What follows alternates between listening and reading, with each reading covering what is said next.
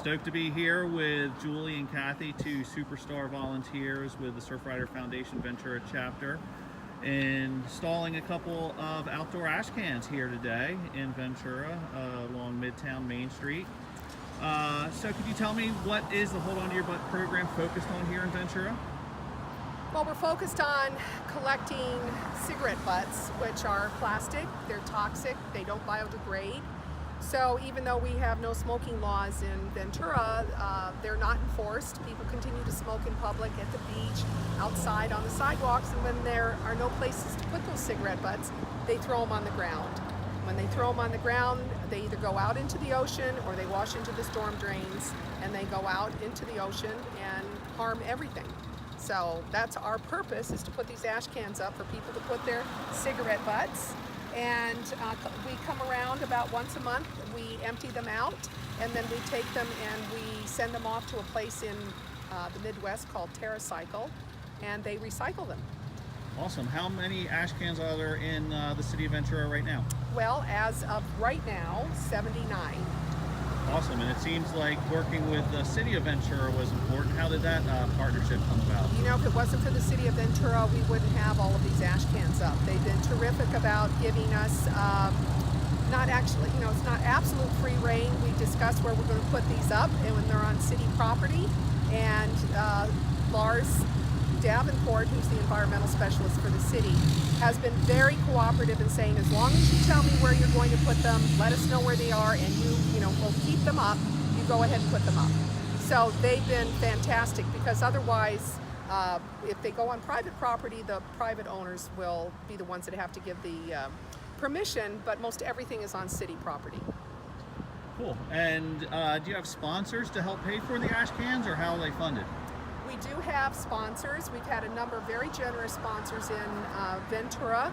They're funded by, these sponsors will pay $95 for an ash can if they want it mounted like this. We also have planter versions, one of which is out in front of the Social Tap on Seaward Avenue.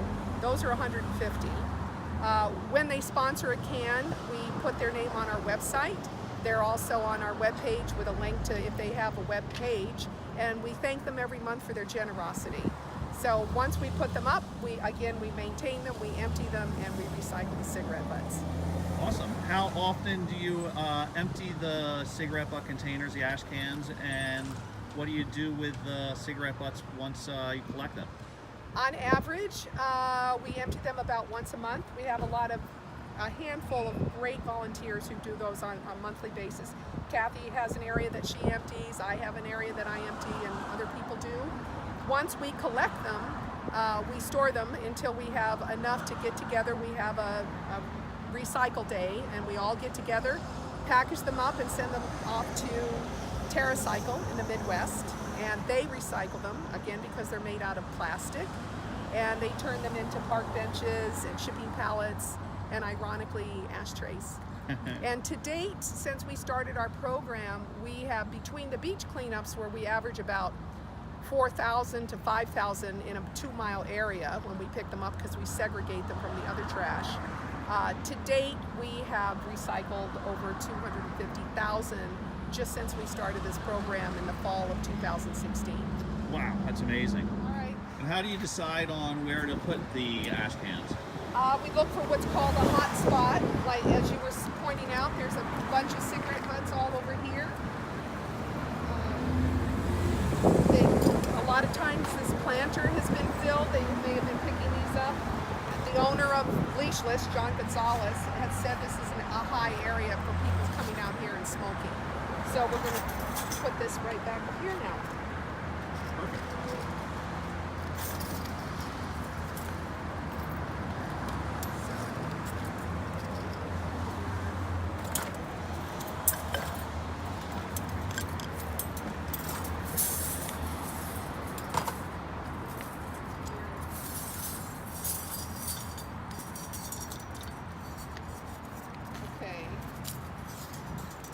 So the first thing we do is we measure the length of wire that we need around the pole in order to accommodate the pool tool that Kathy has, and the buckles and the strapping. And we cut that in two.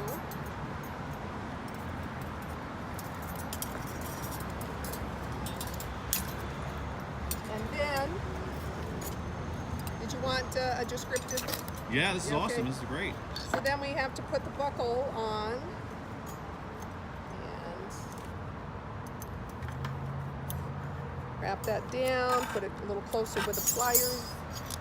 And then we decide where the can's gonna go. So this is the one that was repurposed. It had been vandalized, we fixed it, and now we're putting it back. So you think we should face this in?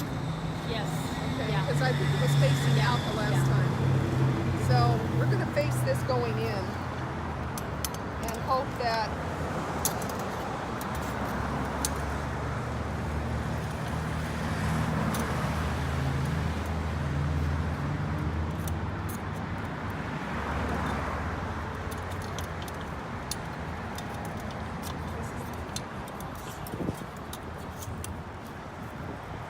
so we figure put it down here.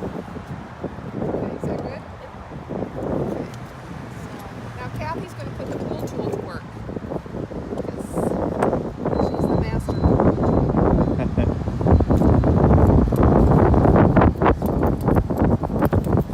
So what that tool is doing is tightening down the straps. This one strap at a time.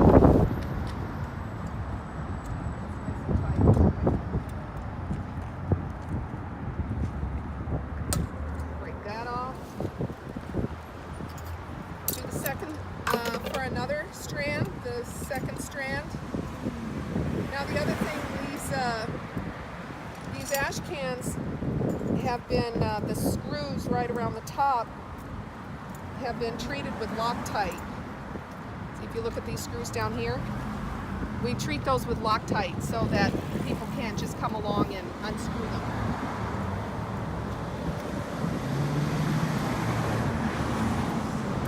Loctite, actually it's Loctite Red 21. It sounds like vandalism has been an issue with some of these. Yes, it has, depending on what area they're in. We've had a lot of issues with them down around the beach where we need them the most, but they've been they vandalize them, they open them as best they can if they can't get them open. There we go. The weakest point on this can, to be perfectly honest with you, is the bracket that holds it. The can is stainless steel, but I'm not sure what the bracket is made out of.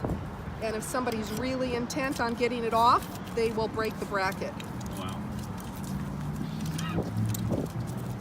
So we now have another volunteer.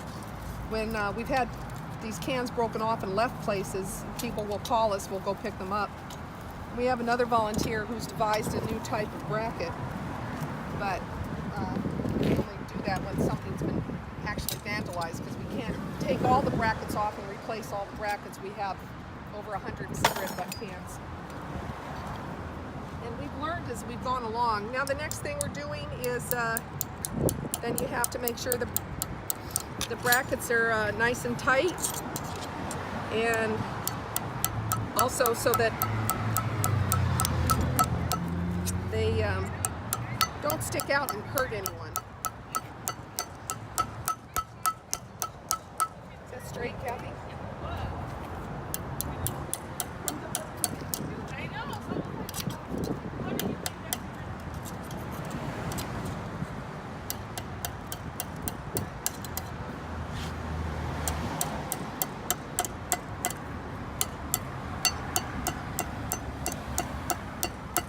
Nice and tight. Smack that little puppy in. And that's it. Voila. Woo. Voila. Ashcan installed in 5 minutes. Yep. Great job, ladies.